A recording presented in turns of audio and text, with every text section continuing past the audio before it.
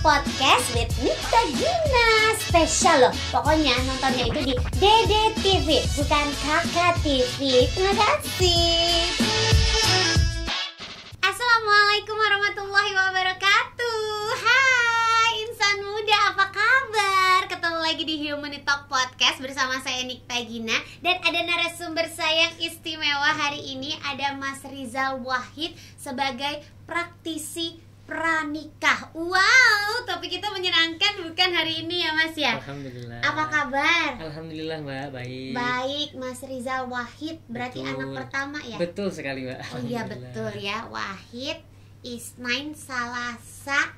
Bener nggak ya? Bener. Aku belajarnya dari anak aku begitunya. Oke, tapi nanti sebelum misalnya kita ngobrol, sebelum kita ngobrol sama Mas Rizal, aku mau ngajak dulu nih buat insan muda semuanya untuk kolaborasi kebaikan di program Ramadan Dompet Duafa. Caranya gampang banget, scan aja QR code yang ada di layar atau bisa lewat kanal donasi.dompetduafa.org/Ramadan. Oke? Baik, kalau kita langsung ngobrol aja sama Mas Rizal. Panggilannya Mas Rizal. Rizal, betul. Mas Rizal kayak masih muda ya. Alhamdulillah. Apa saya yang kelihatannya kayak ketuaan? Umur berapa sih sekarang? Sekarang alhamdulillah jalan 29 tahun. Alhamdulillah ya Allah, belum 30 Belum. ya. Udah berkeluarga? Alhamdulillah sudah. Sudah punya anak? Alhamdulillah sudah 2. Sudah 2. Alhamdulillah. Umur 29.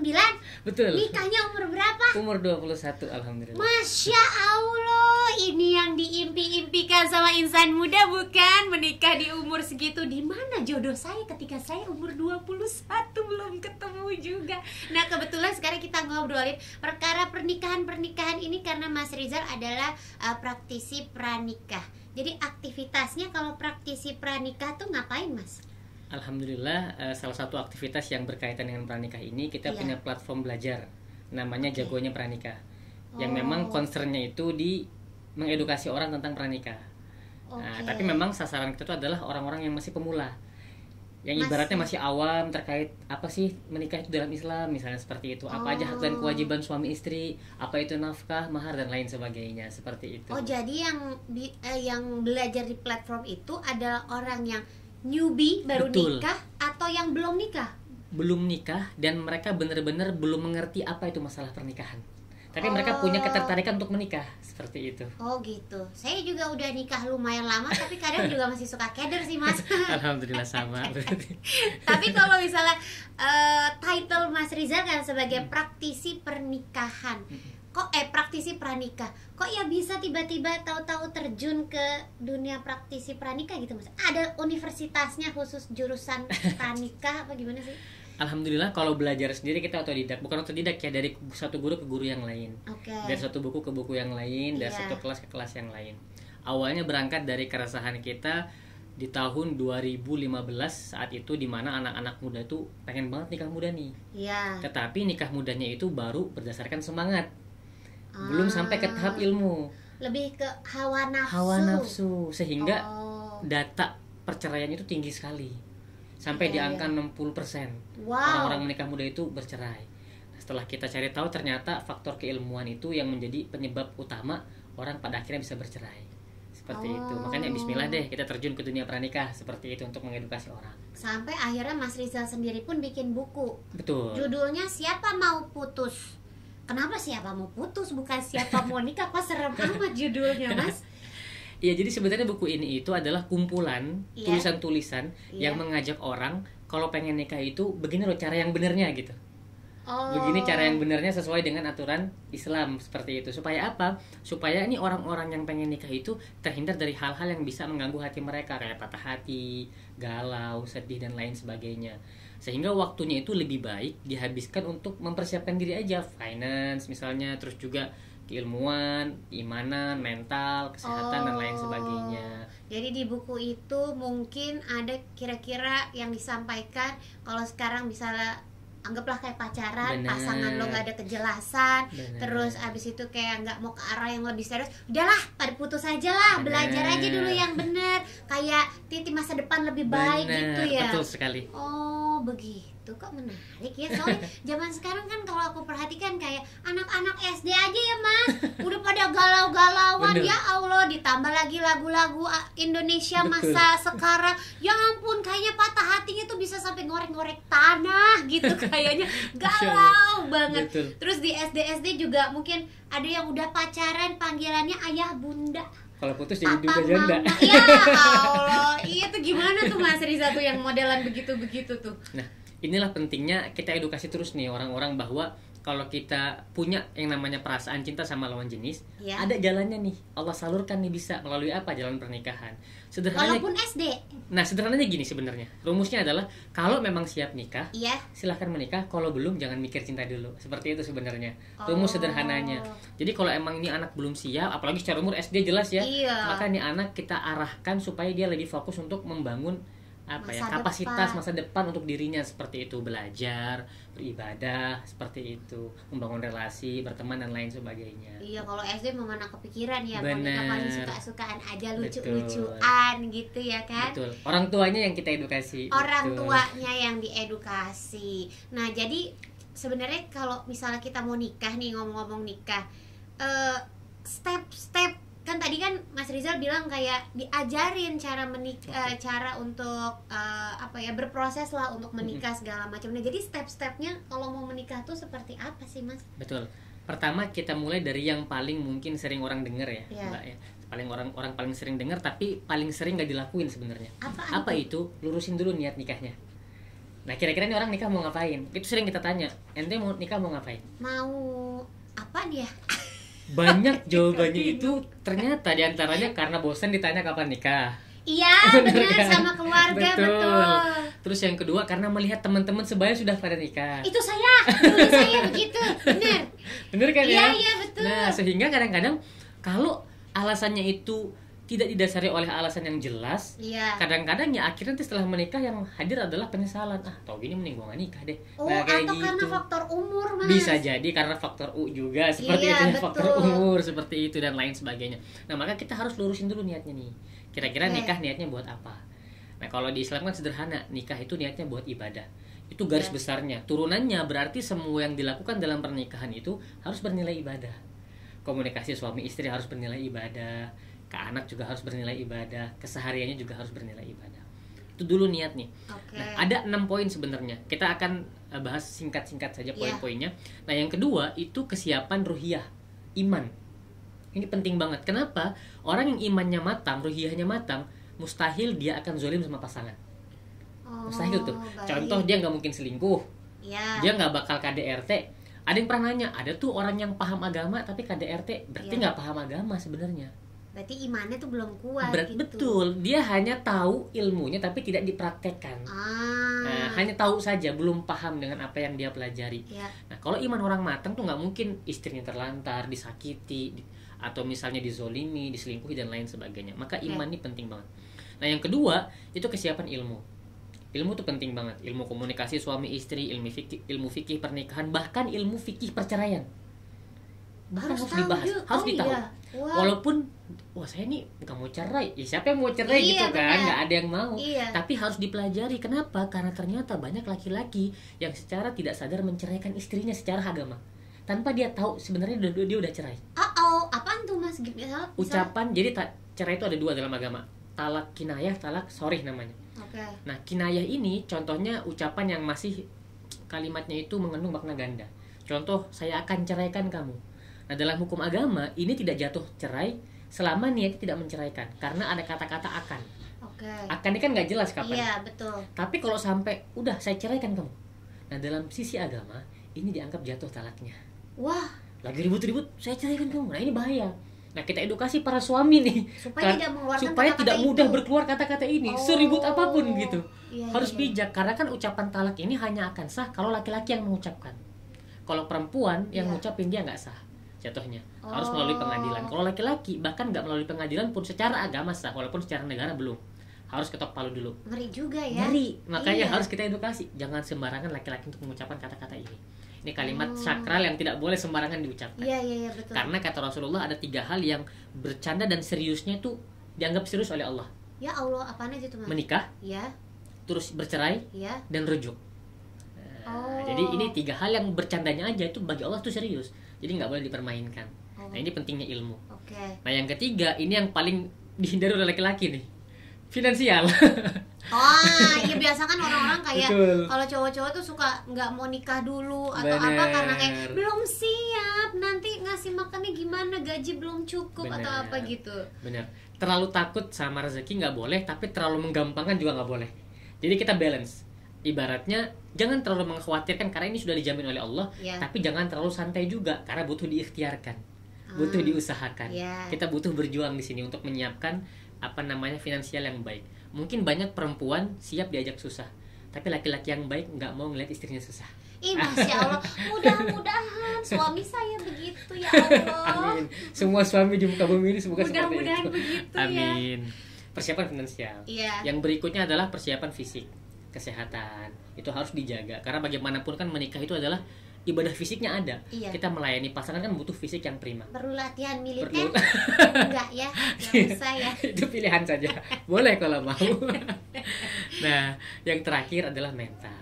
Jadi kita mempersiapkan mental. Berani mengalah, mau mendengar orang lain. Karena kadang-kadang kan apalagi suami nih harus menyiapkan 2 telinga yang ekstra mendengar kebutuhan verbal laki-laki perempuan seperti itu. Iya, betul ya. Kayak ya maksudnya kalau udah nikah tuh kayak harus apa-apa berbagi. Bener. Harus apa-apa tuh saling menghormati. Betul. Gitu. Saya juga waktu awal-awal nikah merasakan kayak biasa apa-apa sendiri, ego sendiri, tiba-tiba ada orang lain yang harus juga diperhatikan dan nggak boleh kayak gue maunya begini, harus begini, lu pokoknya ikutin gue, nggak bisa kayak gitu kan ya Mas ya. Jadi kalau menurut Mas Rizal sendiri arti pasangan tuh apa sih? Pasangan adalah orang yang harus membantu kita, saling membantu lebih tepatnya, untuk sama-sama lebih dekat dengan surga. Masya Allah. Karena menikah itu bukan hanya aku dan kamu menjadi kita, tapi aku dan kamu bagaimana caranya meniti satu demi satu tangga ke surga. Masya Allah. Seperti itu. Aku dan kamu bagaimana caranya membangun istana di surga. Amin. Ya Allahu Akbar. Indah sekali seandainya semua laki-laki seperti Mas Riza ini insan muda yang perempuan-perempuan memperhatikan kayak ya Allah berikan aku satu orang laki-laki yang menyerupai Mas Rizal gitu ya. Tapi kan namanya juga manusia Mas.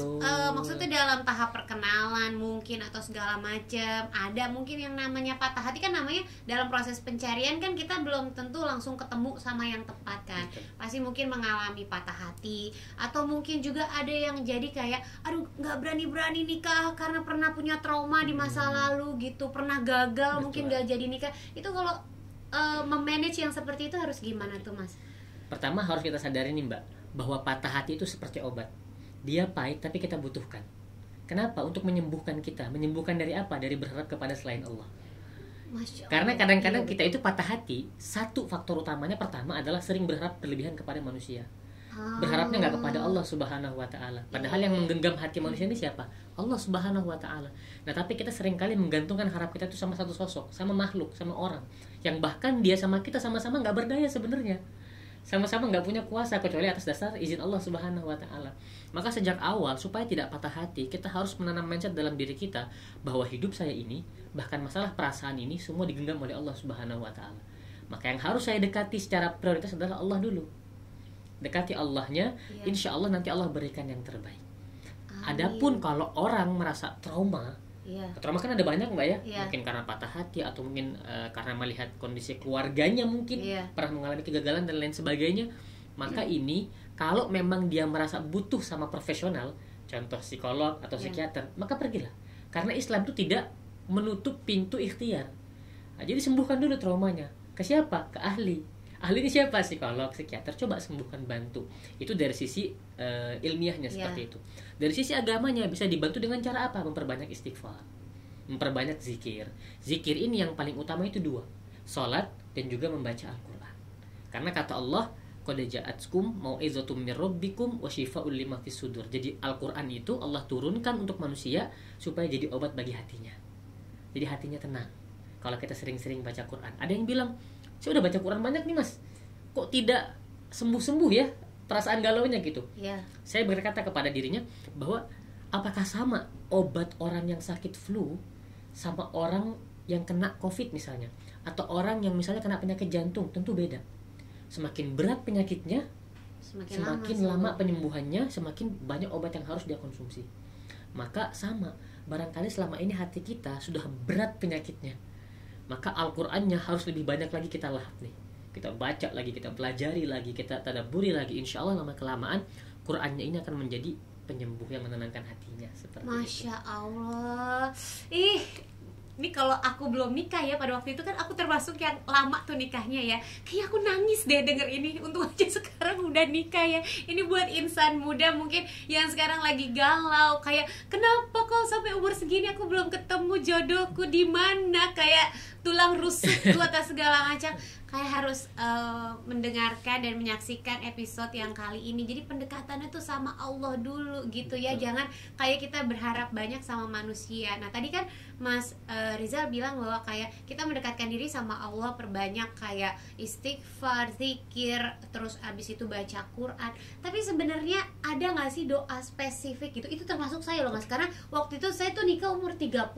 Menurut saya termasuk telat juga gitu. Dan banyak mungkin di luar sana insan muda yang seperti saya juga gitu, apalagi perempuan ya kan, selalu menanyakan apa sih doanya biar dapet jodoh, ada nggak sih doa spesifiknya biar bisa dapet jodoh yang terbaik dari Allah gitu. Sebenarnya ada Mas? Ada doanya. Ada ya. Dan doanya itu termasuk sering kita dengarkan sebenarnya. Oh iya. Doa ini memang salah satu sarana untuk kita meminta kepada Allah supaya dapat jodoh yang bisa menjadi penyejuk bagi mata kita. Artinya ya perilakunya, sikapnya, semuanya, akhlaknya itu menyejukkan mata dan hati kita. Doanya adalah Rabbana hablana min azwajina wa dzurriyyatina qurrata a'yun waj'alna lil muttaqina imama. Oh, doanya itu. Betul. Cuman satu hal yang harus dipahami nih Mbak dari doa. Apa tuh? Seringkali cara Allah menjawab doa kita itu dengan tidak langsung dikabulkan. Ketika kita meminta jodoh, ya Allah saya pengen jodoh, seringkali Allah nggak langsung ngasih jodoh. Tapi Allah ngasih kita hati yang kuat untuk bisa sedikit lebih sabar lagi, supaya kita sanggup menahan rasa pengen cepet nikah ini sampai waktu yang tepat gitulah. Pernah nggak kita berdoa sama Allah, ya Allah saya pengen A, pengen B, tapi Allah nggak langsung kasih itu. Tapi setelah berdoa minimal hati kita tenang. Iya. Kenapa? Karena cara Allah ngabulin doa itu nggak serta-merta langsung dikasih kadang-kadang. Kadang-kadang justru Allah kasih kita hati yang lapang, hati yang kuat, supaya kita mau bersabar sedikit lebih lama lagi sampai nanti Allah kasih apa yang kita minta. Masya Allah, bahkan malah kadang-kadang suka dikasih ujian-ujian tipis dulu gitu ya, biar kitanya semakin kuat gitu. Nah akhirnya misalnya kita sudah berdoa, sudah segala macam, datanglah mungkin seseorang atau siapa, sampai akhir kita bisa ngerasain kayak dia deh jodoh saya, kayaknya bukan dia deh, gimana biar punya bisa tahu gitu loh Mas, kayak dia jodoh kita bukan sih gitu. Sebenarnya tidak ada manusia di bumi ini yang bisa benar-benar tahu siapa jodohnya. Bahkan kadang-kadang yang sudah yakin sekalipun ternyata masih salah menebak nih. Iya betul kan? Iya. Nah maka sebenarnya yang harus kita kuatkan itu bukan tebak-tebakan dengan hati kita sendiri gitu. Ini jodoh saya bukan ya? Dia orangnya bukan. Tapi caranya adalah meminta kepada Allah banyak-banyak, ya Allah selamatkan saya dari orang yang keliru. Selamatkan saya dari orang yang salah. Makanya kadang-kadang ketika kita berdoa seperti ini, ada orang yang sudah menjalin hubungan bertahun-tahun, diputusin sama Allah. Ya, saya itu cara itu. Ya itu cara Allah menyelamatkan kita dari orang yang tidak tepat.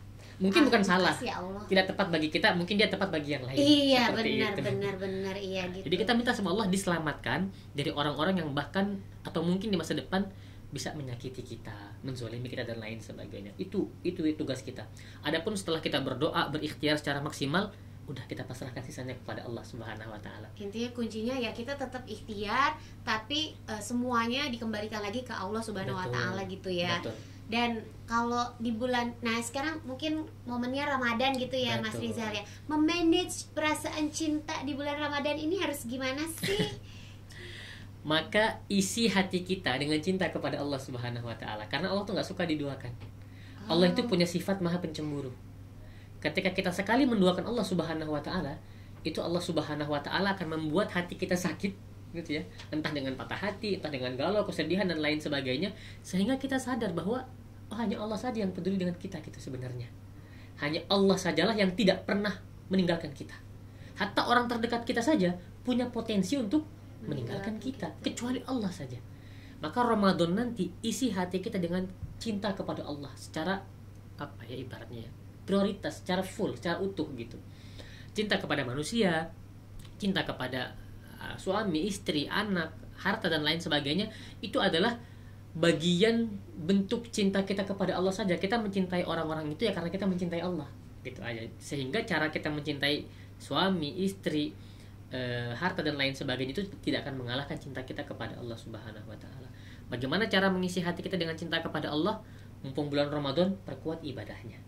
Dan ibadah di bulan Ramadan itu nggak hanya puasa saja. Perbanyak memohon ampun kepada Allah Subhanahu wa taala, perbanyak sedekah, perbanyak berdoa, perbanyak berbagi kepada orang lain. Karena bulan puasa itu waktu yang sangat tepat untuk kita sedekah, untuk kita berdoa kepada Allah Subhanahu wa taala. Kebaikannya berlipat ganda dan doa pun cepet banget nyampainya ke Allah Subhanahu wa taala. Karena pahala juga dilipat gandakan kan di bulan suci Ramadan ini ya. Dan ngomong-ngomong soal sedekah, ini berkaitan sama dompet duafa. Kok bisa-bisanya tahu-tahu Mas Rizal ini kayak berkolaborasi bareng dompet duafa? Awalnya ceritanya gimana sih, Mas? Ketika Allah Subhanahu wa taala mempertemukan satu orang dengan orang yang lain, ya, berarti Allah Subhanahu wa taala pengen orang ini saling bersinergi dalam kebaikan. Masya Allah. Nah, ketika pertama kali teman-teman dompet duafa kontak saya itu kalau tidak salah tahun 2021 pertama kali, kalau tidak salah, menjelang Ramadan juga. Itu awalnya diminta juga untuk berkolaborasi di program Ramadan juga seperti itu. Itulah awalnya saya kenal dompet duafa. Setelah itu alhamdulillah dengan izin Allah kita bisa istiqomah untuk terus konsisten saling berkolaborasi nih setiap tahunnya. Paling tidak ada 1-2 kolaborasi yang kita lakukan bareng-bareng lah seperti itu.